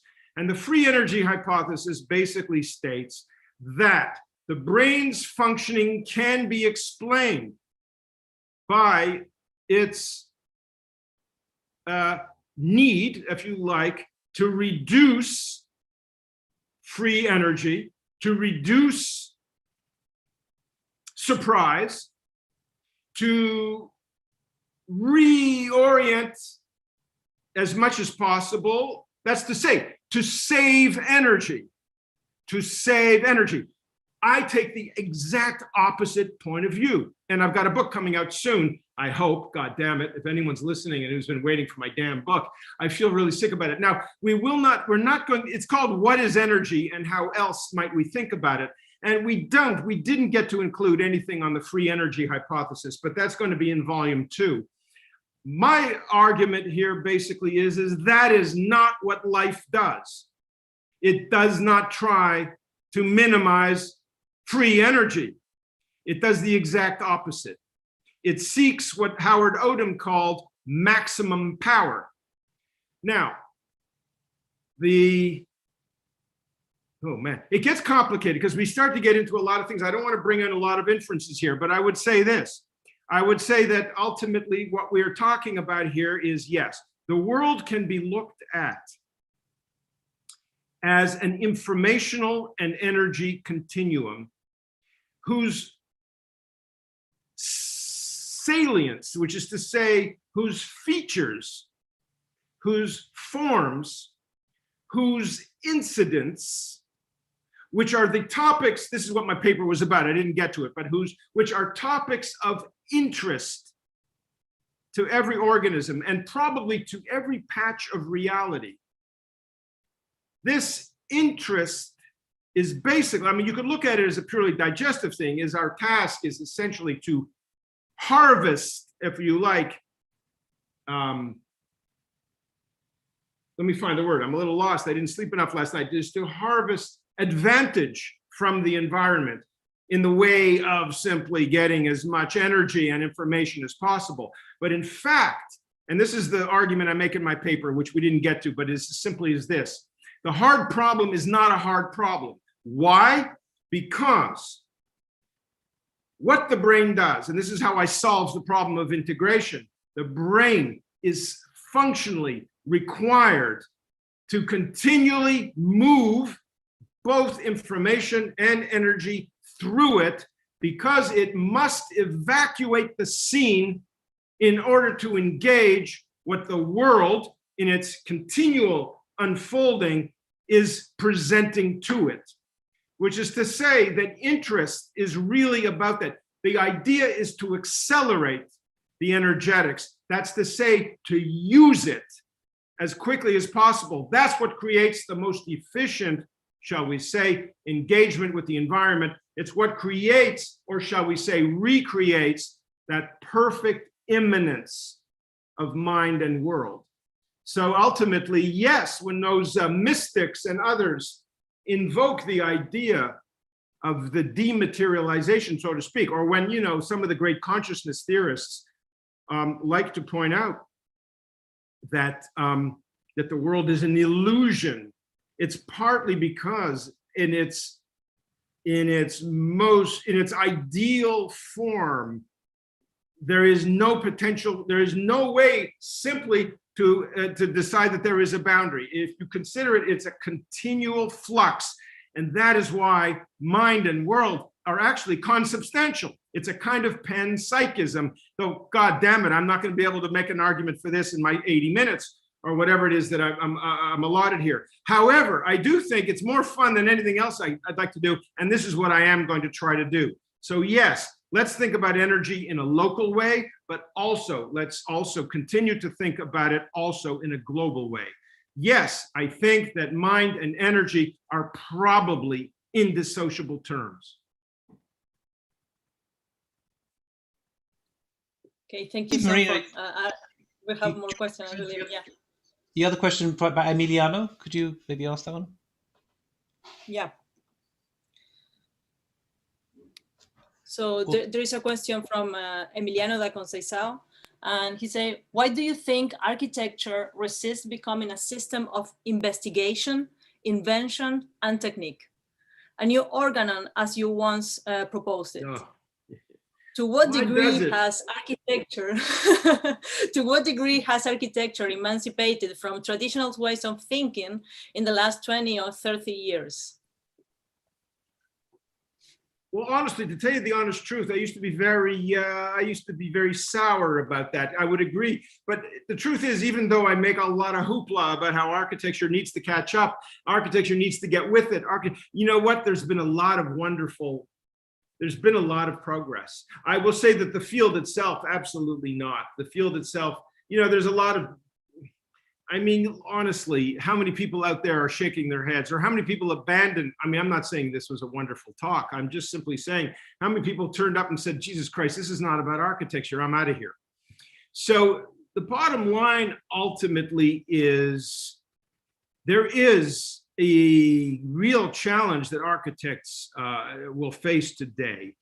There are some who just simply love the scale and the, I don't want to diminish it, but there's a certain quaintness to conceiving or to placing a boundary around the human and his or her shelter as, shall we say, as a viable problem for 21st century, for a 20th century life. But I think anyone who's paying attention, I don't see how we can do that. I think that the challenges that are being presented to us, I'm going to call them challenges for now. I know a lot of other people like to use the word opportunities. It's obviously both. I think the challenges, or can I just say what's happening today needs to be engaged, and it simply doesn't permit this. So why is architecture resisting? It's not everybody's cup of tea. It's very, very difficult. And people are always asking me, I'm sure there's a lot of people out there now, I can't believe the question hasn't come up, or maybe you guys just vetoed it, is what should it look like? What should this look like in my architecture? What should my architecture look like? Now, I don't answer that question anymore. I just smile. So I don't know what to say to you guys. You answer the question. The thing I do see though, I do see the most interesting stuff, and everybody follows what's interesting. The most interesting stuff is starting to move well outside of those old boundaries. You know, I mean, I can't even talk. I mean, when somebody asks me to write about a building, it's pretty damn hard to do unless that building engages, if you like, in some way, the bigger problem, which, by the way, ultimately, I do think that we are facing crises. And I do think that as Varela states it, this is something I do in most of my other work. I didn't do it today. I like to continually insist on the word ecological, because the ecological idea is the only one that includes all dimensions of being in their interrelatedness, which is to say, the problem of mind, the problem of consciousness, it is an ecological problem. I even go beyond just saying it was a biological problem. It is something that cannot be separated, if you like, from the total problem, energetics, and so on and so forth. That, I think that my campaign is to make design to be fully and totally and morally ecological.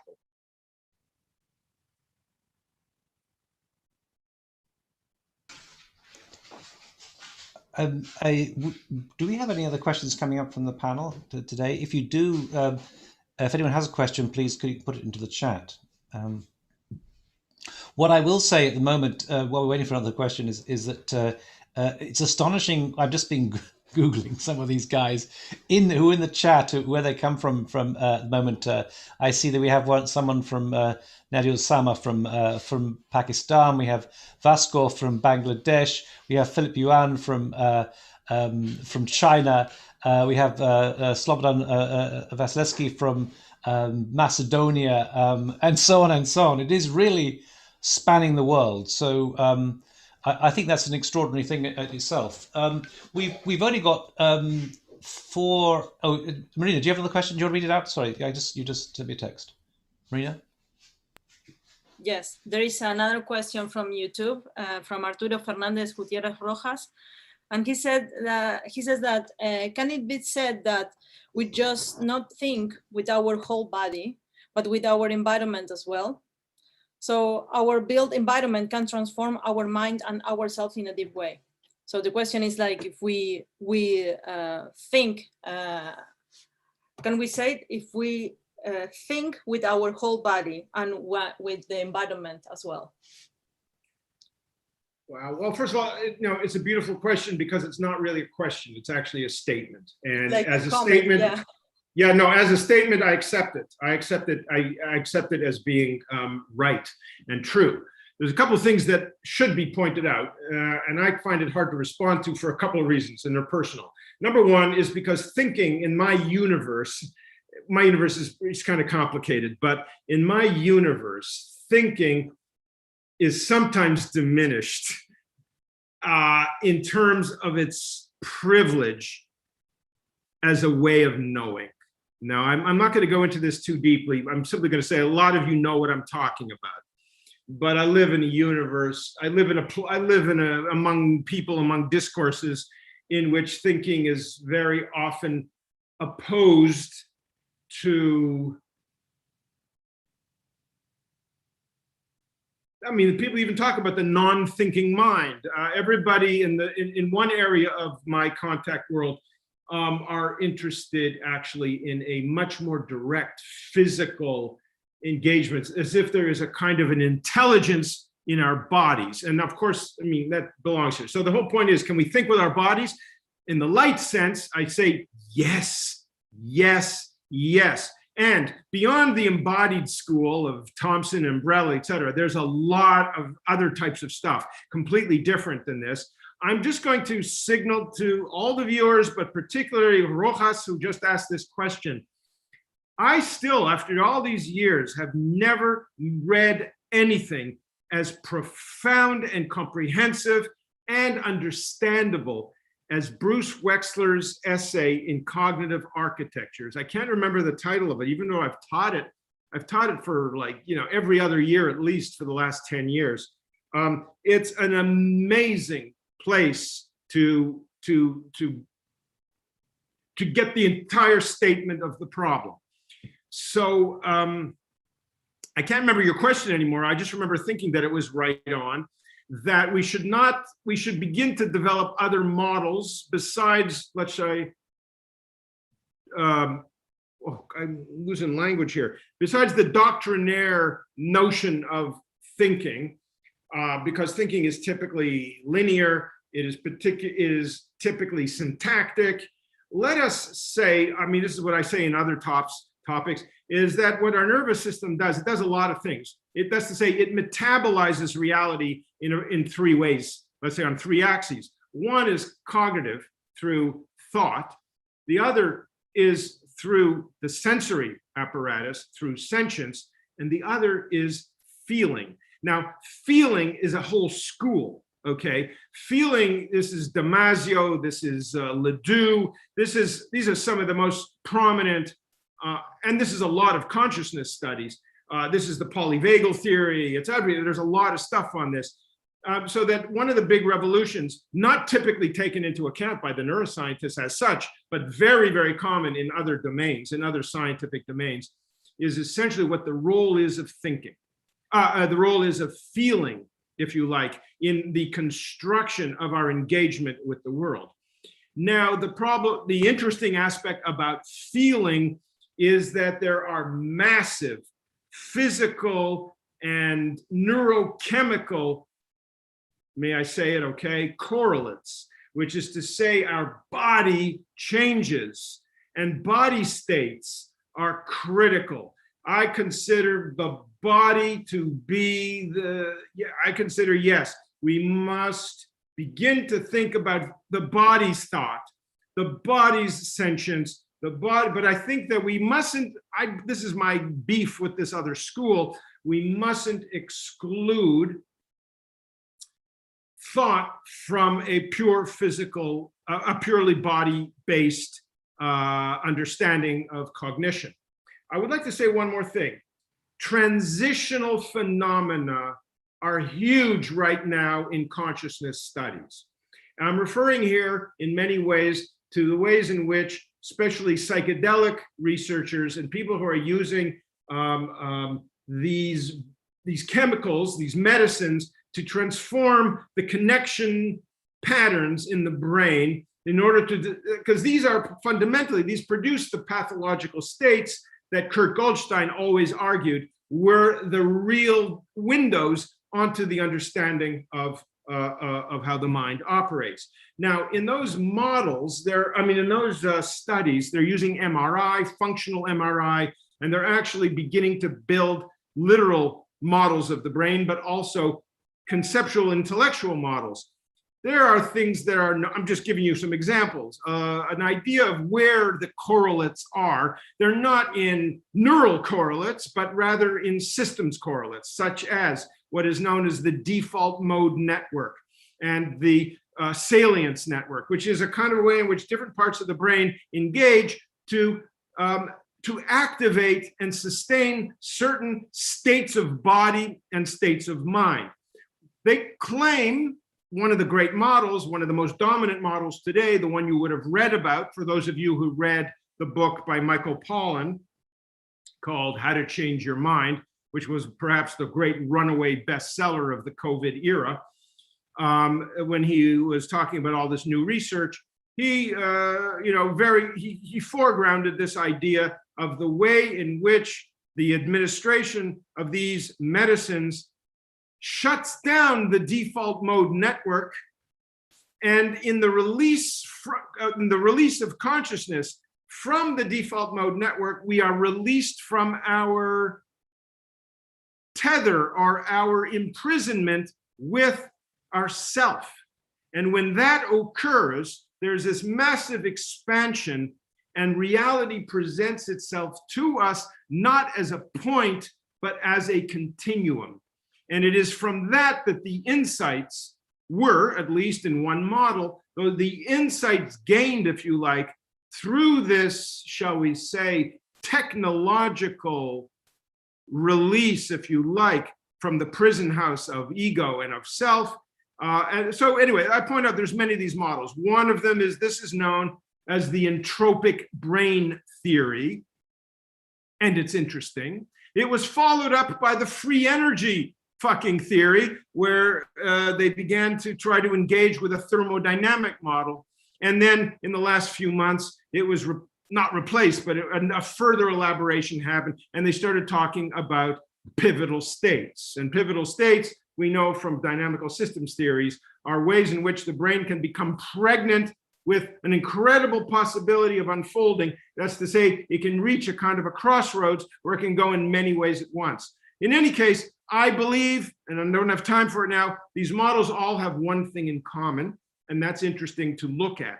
But it is also true that there is a very important thing for us to understand as designers, is that to design for the subject, and this is to use the old-fashioned terminology, to design for the subject of the Cartesian world is an enormous mistake, because it basically reactivates spatiotemporal suppositions that simply do not hold and do not inform us in any useful way. They do not provide the possibility for genuine transformation, and transformation is exactly the most important thing that we must actually find we must find a way to do. So when someone else asks, why are architects so resistant to it? I'm wondering after COVID whether they still will be, or whether anyone will listen to those who are resistant to it. I can't help it, I'm a preacher. I hate that fact, but there you go.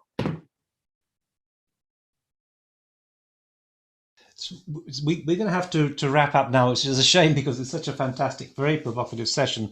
And I really want to thank Sanford for this. One thing, maybe Virginia could put up on the list of the lectures to come. One thing I have to say is that it struck me that what we saw today in terms of this notion of sympoiesis, that actually what we've discussed in the past about this idea almost like a global brain, that we're not just talking about one individual person, but rather a kind of thinking together. And I want to just kind of throw out there, I mean, going beyond the literal understanding Great comment.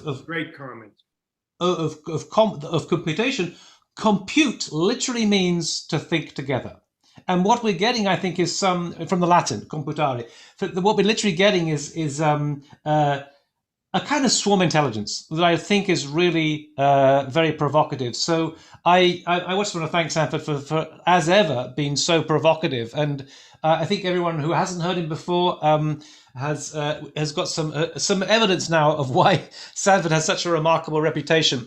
We're going to follow on tomorrow with Manuel de Landa, somebody who I think has had an enormous impact, certainly on me and many others. And then Ana Maria Duran Callisto, who is new on the scene, shall we say, but a highly interesting and a kind of ecological thinker, environmental thinker, followed by Erin Manning. We have another Canadian in our list, myself and Patrick Schumacher, to add some provocation at the end. Also, there is, in a few hours' time, the Hitchhiker's Guide to Artificial Intelligence. We have Lev Manovich coming on today, also Daniel Bolajan. That is going to be, so it's going to be at 9 o'clock at night in China. And it's going to be at 9 o'clock in the morning in China and 9 o'clock at night in the East Coast. So yesterday's session was particularly special. There are recordings of that. If you missed Slavoj Žižek, that is also been uploaded now, and this itself will be uploaded. So as a kind of like a repository available for everybody for free. Please pass this on to other people. So let's just wrap up now. But thank you, Sanford. Also, sorry, I should also mention one other thing is say that there is a workshop that will be live streamed called Really ? Which in which Victoria Luis Barbo and Marina Rodriguez das Neves and myself and Lev Nanovich are going to be involved, and that is where we will continue during the workshops themselves. That's going to be from the 27th of June to the 3rd of July. An incredible provocation. So thank you so much, and thank you to all our guests out there. I want us to say also we have someone here, Harith Al Saidi from Iraq. We are really spanning the globe, and this is just I think reinforcing what we were speculating is that we can use this platform as a dynamic space of interaction and of thinking together. So thank you, everybody, and I look forward to seeing Manuel tomorrow. And if you want to come and join us for the Hitchhiker's Guide, that will also be on exactly the same live streaming thing on the Digital Futures live stream. Thank you so much. Thank you, everybody. Thank you, Neil. Thank you both. Thank you, Marina. I mean, thank you, Victoria. You don't have at least you don't appear here in a picture, but thank you all for helping out. Thank you for intervening. Thank you for thinking along, shall we say, thinking with me and allowing me to discover new people to think along with. Thank you. Bye. Bye. Thank you. Bye. Well, there you are. Hey.